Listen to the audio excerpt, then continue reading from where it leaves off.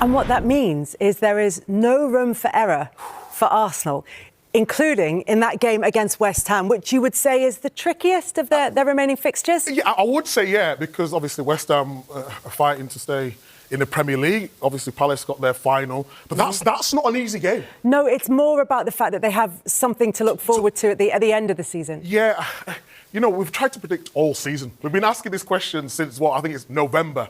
We always expect Man City to go on a run. They've been unbeaten for a long time now, especially at home. I think that's 15 or 16 at home.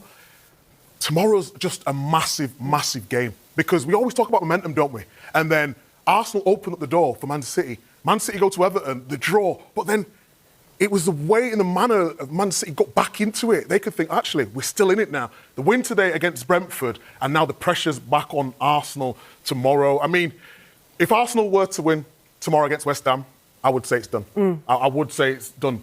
But I just feel as though Man City, with their fixtures now, obviously they've got the FA Cup final in between, that's also tricky as well. Villa, you know what Villa are like, they can always perform, but Bournemouth away, in terms of the way they're playing at the moment. Some would say it'd be a bit better game for City because Bournemouth play, it might be stretched, but they're a very good team. So it's still anyone's, Kels, without sitting on the fence. No, but I think that's what's fascinating about it. And I think the question of City playing midweek weekend and Arsenal having a week's gap in between their fixtures at this stage of the season is one that I'd like to get your views on, because there's an argument for saying keep the momentum up, and there's an argument for saying I'd quite like a week's break in between the games. Give me a week's break. Yeah. I don't want to play you surprised Saturday, me, Wednesday, Micah. Saturday. You shocked me. I need a break. I'm a bigger fellow, aren't I? You know what I mean? Bigger fellow. Not anymore. A bigger fellow. I know I've lost a bit of timber recently, but... Oh, you're looking good, brother. In terms of me personally, I would just like that extra rest. I think psychologically you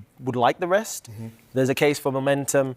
The momentum's good if you're winning, but you could be playing games and you draw in and you lose, and it's like, well, yeah, we'd like more time to prepare. So it goes both ways, really. I think, to me, it's point, if the West Ham game, if they don't win that game, then I think, it changes everything. Well, it's so psychological, and Arsenal last weekend managed to get that psychological advantage. Then they have the game against Atletico Madrid. And look, the Champions League has been more relaxed for them this season in terms of the nervousness from the players and from the crowd. But that felt like a really joyous moment for them, like a release for them. And so I just wonder if that plays into tomorrow's game against West Ham. I think so a little bit, because they're playing well or playing better. Yeah, it's still not really entertaining, but they're doing the job.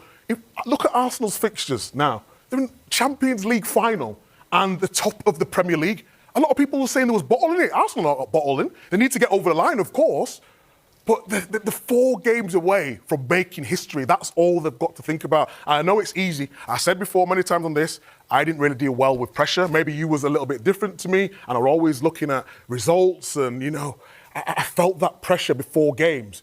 And that's why I always back Man City, because in the moments I felt they was better dealing with it. But then you have a point in the season where you beat Fulham, you beat Atletico, and that is momentum, and that could be the turning point for Arsenal. I think the performance, I was at the game against Atletico live.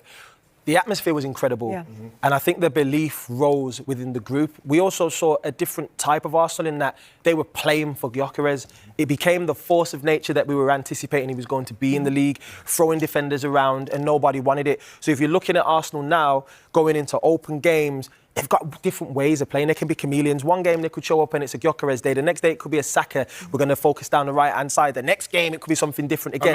A low block. Yeah, it's whatever they're prepared to do. So I think they've got so many different ways to win. I think with City now, we know what we're going to get. We're going to get the other team potentially getting a few chances.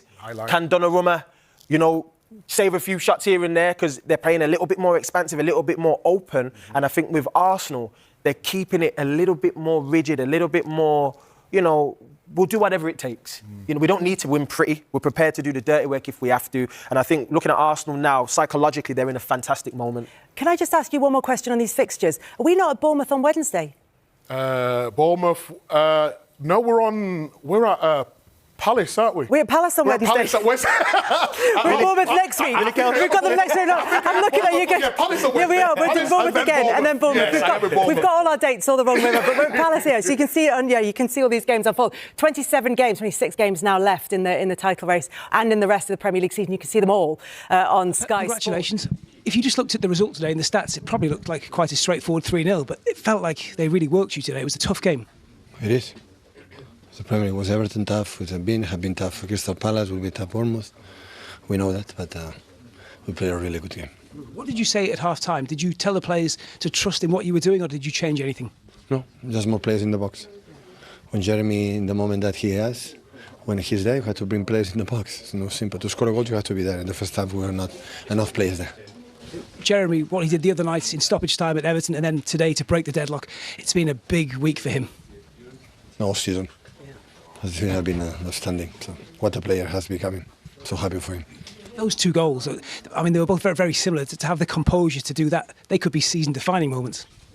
Yeah, of course. So, listen, it's simple. Wingers, attacking midfield, the striker has to score goals. Otherwise, you will not do it. All the big teams that score goals in that positions. I think you said that it was 5 cup finals coming into today. It just underlines how big the next few days are for you mentally and physically to try and get through the last 4 games. We have 2 weeks. Just simple as that, 2 weeks. A lot of games is coming now. And Wednesday we have another one, and it's not in our hands. This will be difficult, Arsenal draw points, but what we have to do is do our job and wait and see. Would you encourage your players to watch Arsenal tomorrow, or would you prefer they switched off? I didn't speak with them after the game. So. Do you watch? To be honest, yes. Thanks, Pep. Well done.